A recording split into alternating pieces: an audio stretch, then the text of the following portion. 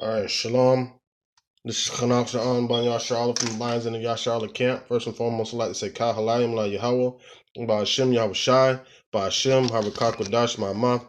Double honors to the elder apostles of Great Millstone, and salutations to the Archman that are pushing the truth and sincerity and truth, and peace and blessings to the men, women, and children that believe in the name of Yahweh Hashem Yahweh Shai. It says, panic mode on. Dow plunges 1,000 points on mounting fears over coronavirus spreading. All right, and the elder did a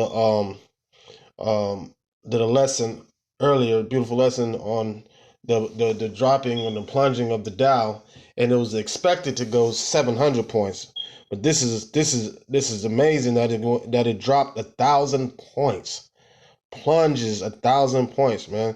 What that is is the market catching up with catching up with itself. The bubble is really basically about to burst. You have the fluctuation of the market. Not only the fluctuation of the market, what really matters is the yield curve. Where's that yield curve as the market fluctuate, goes up and down? Because the market's gonna go up and down daily. But where is that yield curve at when the market is going up and down, right? Is it going under the yield curve or is it staying above the yield curve? With a drop like this, I'm going to go out and say it's probably below that yield curve, but I haven't checked it, so I don't know. But I'm going to read this article. It says, U.S. markets continue to plunge on reports of increasing numbers of cases of the coronavirus being identified outside of China. The Dow Jones dropped more than 1,000 points, 3.7% on Monday, while the S&P dropped 500 points, 3.5%, and the NASDAQ index lost as much as 4%. So that's a significant drop in all three markets, all right? It says, investors are increasingly worried about the economic impact of the coronavirus outbreak, as more countries took measures to curb its spread over the weekend, all right? So this is an actual photograph of the fluctuation of the market right here, the Dow Jones. All right. So it says South Korea reported 161 new cases of the infection on Monday, while Italy and Iran also said they had seen a jump in the number of cases. It says travel stocks along with technology stocks were trading lower on Monday, with Apple, Facebook, Microsoft, Amazon, and Alphabet taking a $250 billion loss cumulatively as part of the broader plunge. Airline stocks, meanwhile, also saw a significant drop with both Delta and American Airline dropped down 7%. So you knew with this outbreak of this virus, that the air traffic was going to slow down because people aren't able to travel as much. There was actually a ban on traveling in China, and this is all prophetic. All right, it says drug makers also, such as Envio Pharmaceuticals and Novavax, who both jumped by as much as 18%. Market trading saw big gains as big pharma firms attempt to develop vaccines for the virus. And I mean, I've heard some people say that,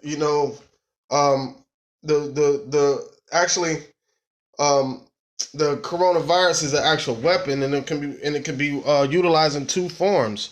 All right, for pharmaceutical companies to come up, these people that patent these vaccines, like Bill Gates, and also as a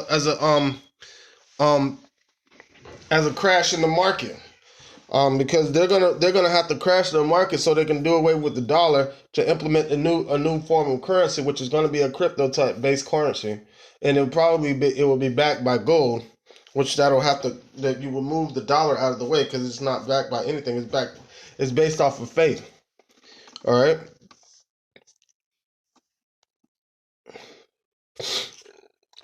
All right, it says European markets were also feeling the effect with Britain's TSE 100, and Germany's DAX all falling by more than 3.5%. So this is a global plunge in the market. All right, it says by percentage, the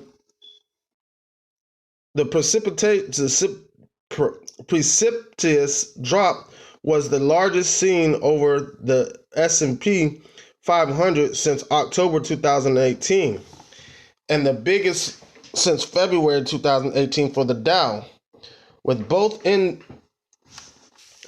giving up all of the gains made so far in 2020 as fears of the fast-moving coronavirus outbreak continue to wreak havoc on global markets. Shortly after the U.S. stock market reported its biggest drop in a while, U.S. President Donald Trump apparently not impressed with the dive and tweeted that the markets were starting to look good. This guy is so this guy is crazy. All right.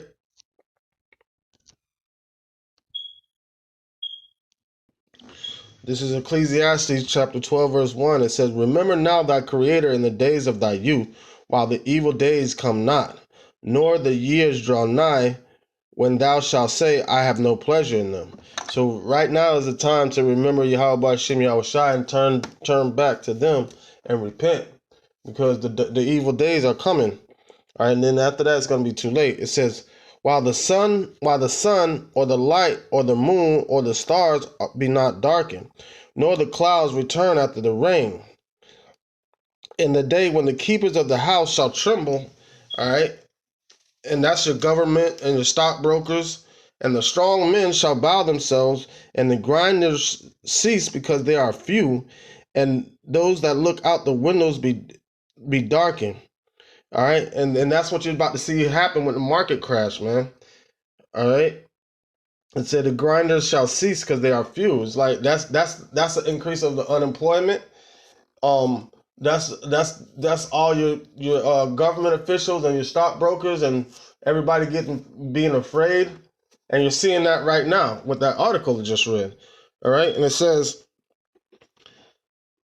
and the doors be shut in the streets when the sound of the grinding is low, and he shall rise up, and the voice of birds and the daughters of music shall be brought low.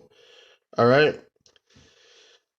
It says, also when they shall be afraid of that which is high, and fear shall be in the way, and the almond tree shall flourish, and the grasshopper shall be a burden, and desire shall fail, because man's goeth to his long home, and the mourners go about the streets. All right.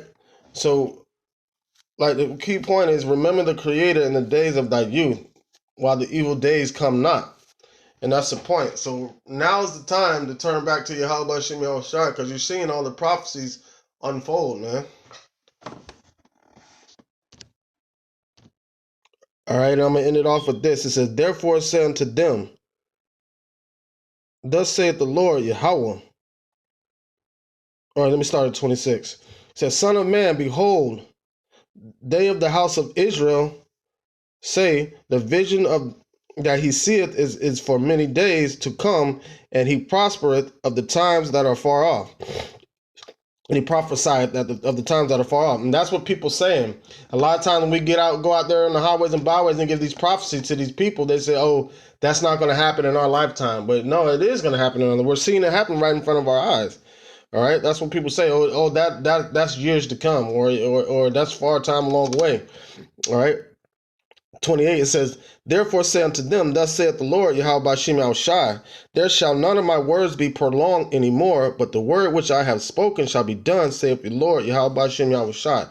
And that's just it. So if you don't turn back and repent, man, all these plagues are going to overtake you, man, and you're not going to know what to do in that day. And with that being said, I'd like to say, Kal Halayim La Yahweh, by Shem Yahushai, by Hashem, Harakar Kudash Ma'amath, double honors to the elder apostles of Great Millstone, and salutations to the Akim that are pushing the truth and sincerity and truth, and peace and blessings to the men, women, and children that believe in the name of Yahweh Shem Yahushai. Shalom.